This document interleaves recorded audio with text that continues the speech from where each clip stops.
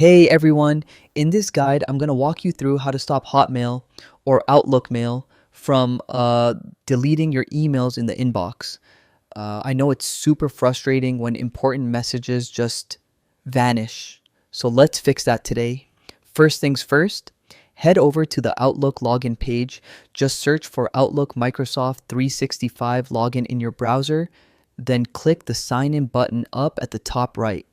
Go ahead and log in with your email and password, and make sure it's the correct account, especially if you manage more than one. Alright, once you're inside your inbox, look up toward the upper part of the screen for the little gear icon. That's the settings button. Click on it, then scroll down and choose View All Outlook Settings. Now, under the settings window, go into the General tab, then click on Storage. This is really important because if you're close to your storage limit, Outlook might start deleting emails automatically. If you notice your space running low, just click Get More Storage and you'll see the upgrade options Microsoft offers. Next thing, check for any rules you might have set up that could be moving or deleting emails.